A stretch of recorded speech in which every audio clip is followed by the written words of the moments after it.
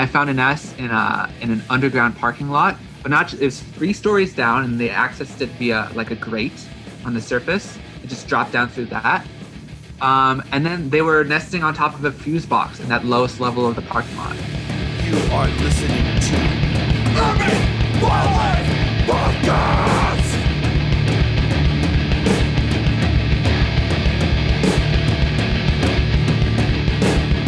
All right, hello. Welcome to the Urban Wildlife Podcast, part of the Wildlife Observer Network. I am one of your hosts, Tony Crosdale. Billy Brown actually was on earlier, but he's feeling ill, so I'm going to be flying solo. I'm with our guest, Samuel Bressler, who is going to talk to us today about urban Juncos. Not Jankos, not the giant oversized jeans from the 90s, but urban Juncos. So, Samuel, why don't you tell us a little bit about yourself, your background, and what we're going to be talking about today? Sure, thanks. Yeah, I'm a biologist from Southern California, from the LA area. I've been interested in I've been a birder for a really long time, since I was basically in elementary school. For the last few years, I just completed a master's degree, actually, studying dark-eyed juncos in the LA area. And from there, I became super interested in urban ecology, the urban ecology of birds in general, of juncos in particular, but also of broader urban ecological communities as well. Currently, I'm working as a consultant for a local firm here. But I'm still always trying to get out and check out the urban bird hotspots. Oh my God, I'm sorry about that. You there? Yes. Yeah. Yeah, we just heard a crash. Wasn't sure if you went away. Sorry about that. Not just someone fell. Cool. Yeah. So Juncos, we have, it's interesting because they're very much an urban bird where I am in the winter, but in the summer we have to go up to like bogs in the Poconos or the boreal forest to see them. But the subspecies on the West Coast, breeding a lot more. It was interesting when you brought up the subject, because I hadn't really thought about Juncos as an urban breeding bird, but it makes sense that they would be out west. So can you talk? You're talking about the West Coast subspecies, I assume. Yeah. So the Juncos I work with, they're the subspecies Thurberi, which is its Junco taxonomy is not fun to get into, but basically there's different races of Juncos, and the one we have out west is called the Oregon Junco. And they're the ones, if you're out west, you'll be familiar with them. They have they have brown backs and sort of warmish brown sides and a black or gray head, depending on the sex. It's funny if you told an old timer birder from the 80s or something that Juncos were going to be synonymous with urban bird communities, they would not have believed you. They're pretty common around here, like in parks, at feeders, etc. During winter, they really like sort of those park-like areas, schools, colleges, some of the larger parks that have some understory in them. But even up till the 80s, they were not known to breed. They're around here, since this is out west, they're mostly breeding in our local mountains where there's a good amount of mixed pine oak type forest. This has happened in different places. But starting in the 1980s in San Diego and starting in the 2000s in Los Angeles, there has been a really explosive incursion of Juncos into different urban areas. So for instance, here in LA, in the LA basin, there were basically no records of Juncos breeding in the city itself. The only records were really from places like the Santa Monica Mountains, there were a few pairs, and the San Gabriel Mountains, there was a good population. But those are really, really heavily forested, not developed areas. But yeah, starting around the mid-2000s, we think, they started showing up first sort of at the outskirts of the cities, but but now they've basically permeated throughout much of the basin. Anywhere where there's potential for tree cover, you have a good chance of finding juncos. They can be found on the west side. They can be found in the Pasadena area. They can be found in even as far south as the Palos Verdes Peninsula. Right. And this has just taken place within the last 15 years. They've gone from basically not breeding at all in LA to being one of our most abundant breeders. Probably on the UCLA campus where I did my work, they're either the top breeder or maybe the second behind like Anna's or Allen's hummingbird or something. Our population, we estimated our population on about 400 acres of campus had probably around 120 at least breeding pairs of dark-eyed juncos. Wow. Yeah. That's remarkable. I love these changes, like, I mean, who knows? There might be, some sort of anthropogenic influence that is causing it. That's not so cool. But, in Philadelphia area and much farther north, we have mockingbirds and red-bellied woodpeckers, Carolina wren, and cardinals that were not here. Black vulture, they were not here 100 years ago, maybe even like 60, 70 years ago, or 50. Some even is birds that we think of like ubiquitous in our area now. Veery is a recent colonizer of the coastal plain of Piedmont, this far north. So it's really interesting how bird distribution can change within a life cycle. What are you driving this? That's an interesting question. Technically speaking, we're not sure yet, but I think we have a couple good guesses. And my own hypothesis is that it's largely driven by changing land use, right? So, before humans, pre-European colonization of the LA basin and of much of Southern California, this area would mostly be things like coastal sage scrub, chaparral, sort of low growing, thick shrubby habitat, which is not really where juncos like to breed. They like those open areas with trees. So you wouldn't expect, pre-European colonization, wouldn't really be great habitat for them. And then, of course, with European colonization comes agriculture, which is also not great for them. You don't really associate juncos, certainly not breeding juncos, really with agriculture.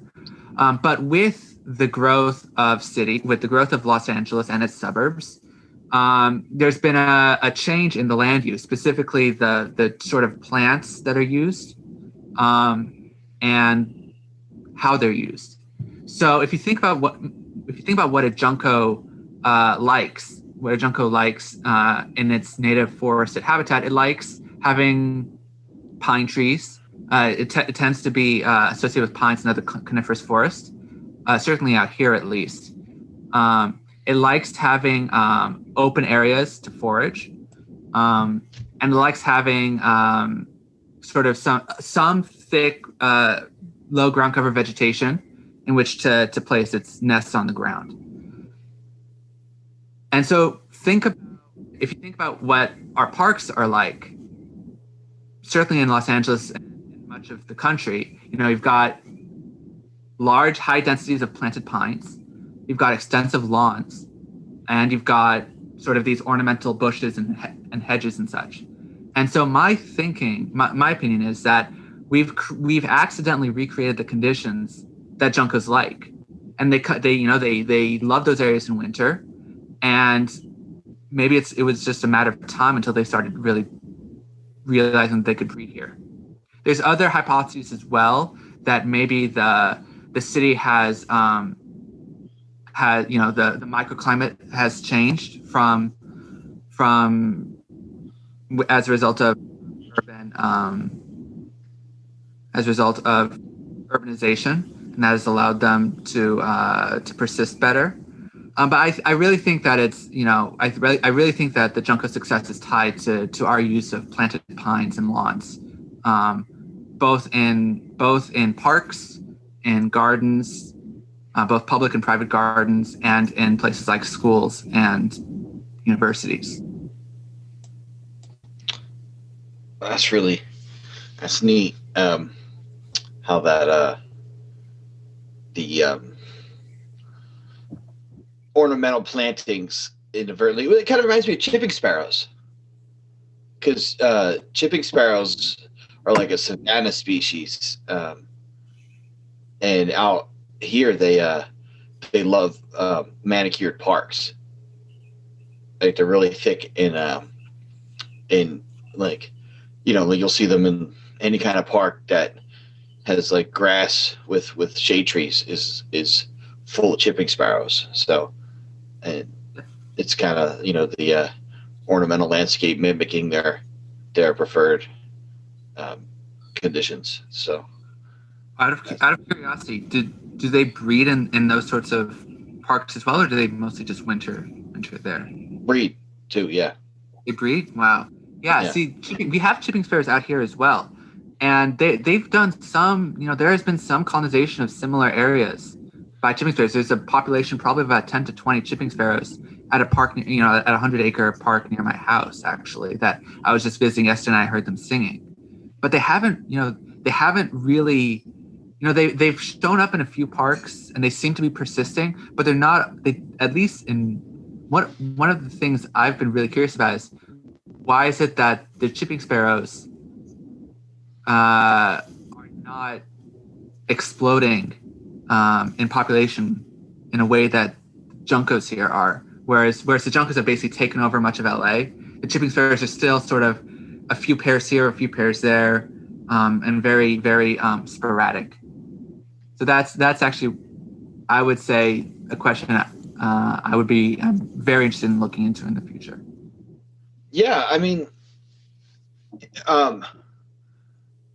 that's like, that's such that comes up a lot too with like, why are red-shouldered hawks and barred owls like super thick in the urban suburban ecosystems in the southeast, but not, like they're thinner up here, even though like there's very similar habitat, like red tails are the urban buteo in Philadelphia area, but if you go not very far south, red shoulders, and I know that like we actually had a podcast episode with Rob Biergard about urban barred owls in North Carolina.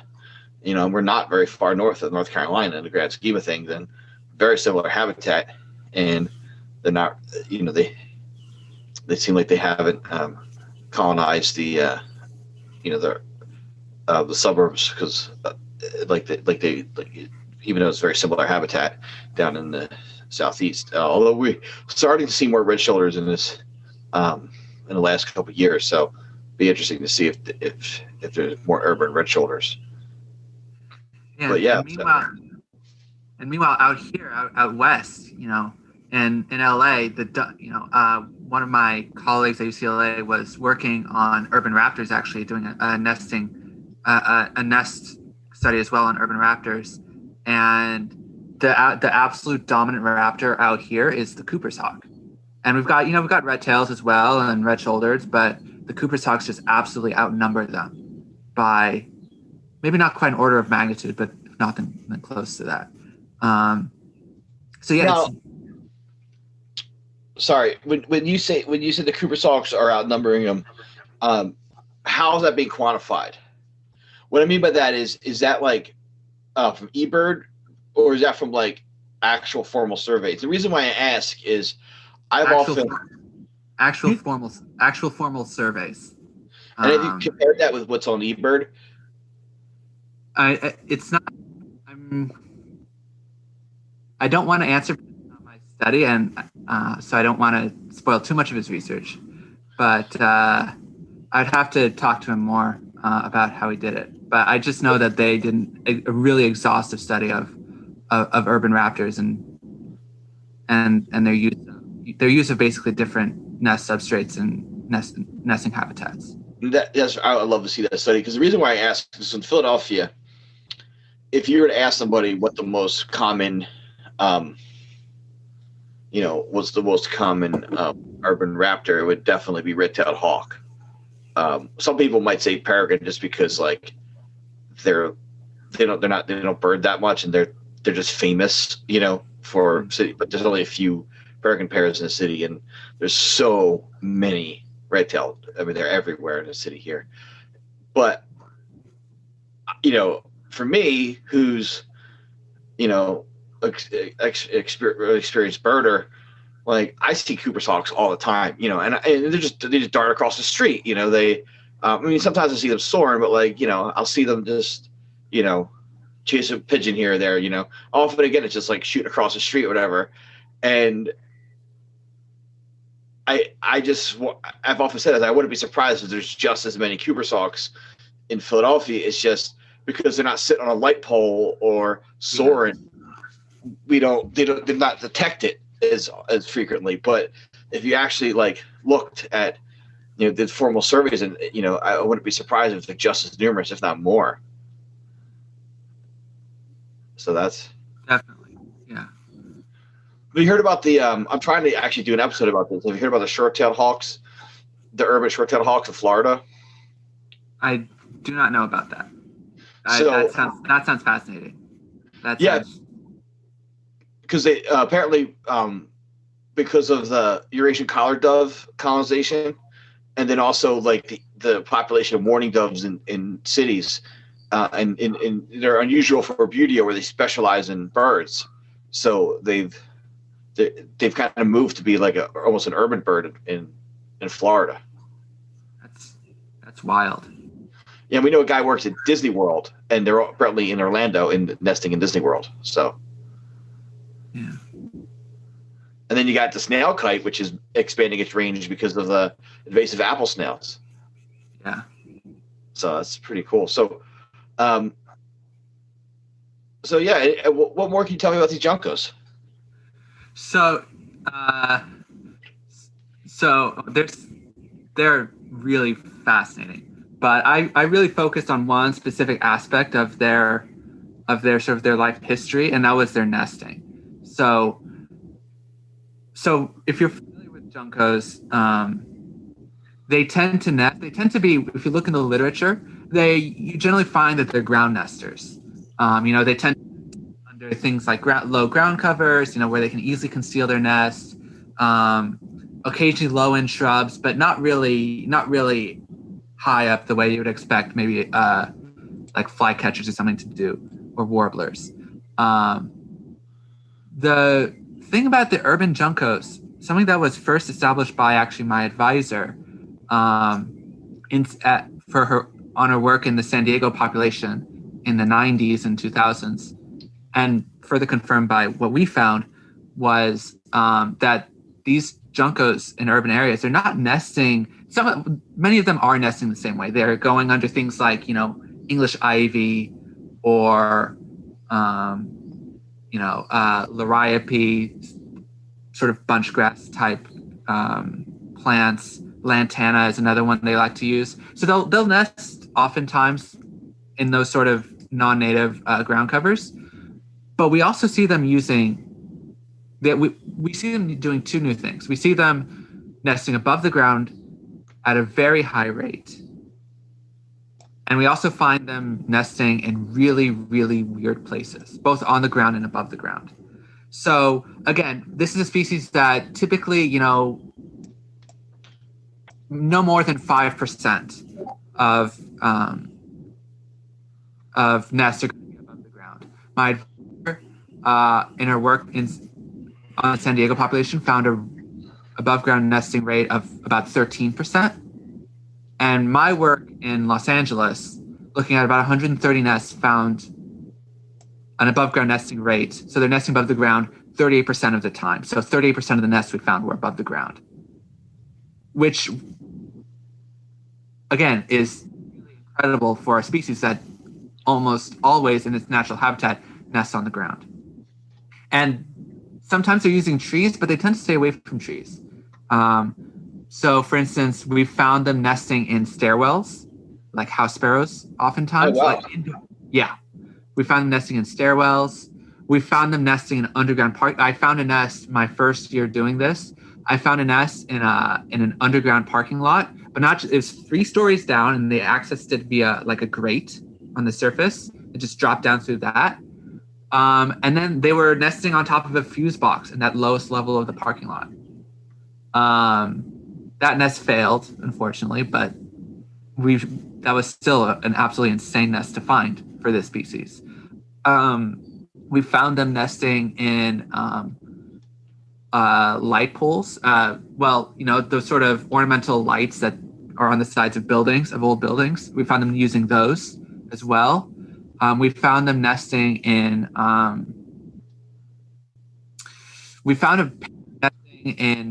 Repeatedly nesting under literally a discarded cardboard box in like this weird trench next to a building. Yeah. That same pair also nested sort of in this weird like trench that was underneath the same building as well, like underneath a grate. And that pair twice nested under that cardboard box and twice nested under the in that trench, that wet trench, that gutter type thing. 3 of their 4 nests were successful. So obviously they were doing something right. We found them using old black phoebe nests. We found them using window blinds, like external window blinds, sort of tucked in the corner of a window. So basically think about what house sparrows do, and that's what these juncos are doing. It's absolutely nuts. And why, now, have you looked at like, so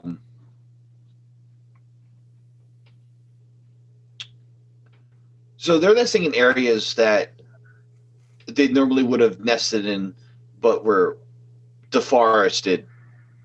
And then now they're, right, it's not like they've changed their range. It's more like they're reclaiming area. Like, if you were to like, in forests, they don't, in forests, there are no buildings to nest on, for instance. What I'm getting at is are they nesting at like lower elevations than they would have normally have nested in? Are they claiming new range, or is this formerly within their range that's now urban? We're pretty sure that this is new range, because before urbanization, this area would have been mostly agriculture, and before that, things like chaparral and coastal sage scrub that they wouldn't have used for nesting. So this is a new range expansion. What makes you wonder about the other subspecies? Like, are there, the slate colored, for instance, are they nesting in like Portland, Maine, or Anchorage, or have people been looking at that at all? Are they nesting in like urban areas in the other subspecies range? That's a great question. I think there's one population that is in the process of being established, I think in Ohio, somewhere in Ohio, but I couldn't tell you exactly where. I think it's one of the northeastern cities of Ohio, but it's certainly, to my knowledge, I don't know of any urban junco populations back east the way that we have here in San Diego or Los Angeles, or some of our other cities. But that's not saying that it can't happen. Because again, 20 years ago, you would have said the same thing about Los Angeles. So maybe it's just as easy. It could be that within the next 10 years, the junco, slate coloreds, will maybe colonize Philly or colonize New York or some of the other cities that have good have areas with suitable habitat, good mixed pine type parkland. Yeah, but why now? That's, I mean, Los Angeles has been here a while. It's a very tough question to answer, and I don't know that I have any. I have two possible hypotheses that I think are equally valid. One is it's just a stochastic thing. The Juncos, a few, the birds sing before they head back north, so maybe they were singing in appropriate habitat, and then one year in like 2005, some female Juncos just decided to, that this was appropriate habitat, and they would that they would decide to start nesting, and then once that started happening, it set off a chain reaction. So maybe it's a stochastic thing that whenever a critical number of females decide to start nesting, that after that it just takes off from there. That's one possibility. I think if you're looking for a more mechanistic possibility, I think it would be very fair to look at tree age, because when you replace, at least out here, trees take a few decades at least to mature. Our pines take, probably 20 something years or so to mature before they get to be like they actually take on like an urban forest character, right? Yeah. Because Juncos are probably not going to be super interested in, like 10-foot tall saplings. So it might just take time for the urban forest to sort of reach a critical point where it provides appropriate Junco habitat. So maybe, the more earlier urbanized areas of San Diego and Los Angeles, maybe those were colonized just because those trees had more time. Those planted street trees and planted park trees had more time, whereas places out in like Orange County where there aren't really as many Juncos, it's still not as densely forested as it is sort of deeper in the city, and the trees are not really. It's not as densely forested, and the trees tend to be a bit younger as well. But they're nesting in man-made structures, so yeah. What is it, kind of like sinking source, where like they have to reach a critical mass? Like they first colonize the urban forests, and then the young will look for nests, because in other habitats, because they're adjacent to the urban forest, because the suitable nest sites are already in territories or something like that. Is that where because if they're nesting in man-made structures, why do they have to wait for the trees to get mature unless they, that was the first thing they colonized? That's a good question. And as of now, until we get more research done, a lot of this is just totally speculative.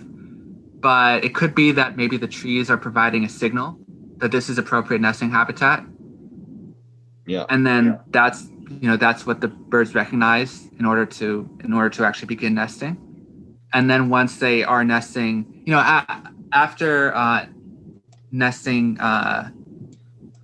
has begun and a population has been established, then you can see processes of adaptation. In certain cases, evolution, more likely something like behavioral plasticity. That's what allows them to behaviorally diverge from their original, from the source population. So maybe it could just be that, the trees are a signal, and then once that population is established, then they start diverging. And do you think they would have? Do you think would they have expanded? Would they have found these habitats in their winter range and then just stayed? Probably yes, because they're pretty common throughout. These sort of, they're pretty common throughout Los Angeles and these sort of habitats in winter, and have been for decades. It's just what changed was instead of migrating north for the summer, or migrating up in elevation, they just decided to become sedentary. So definitely, I would say probably the same birds that were wintering here are the ones that started the sort of the colonization attempt. Yeah. The colonization event.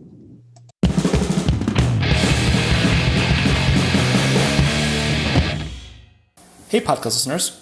We hope you like this discussion of how urban birds are adapting to urban areas and colonizing based on the stuff that we plant.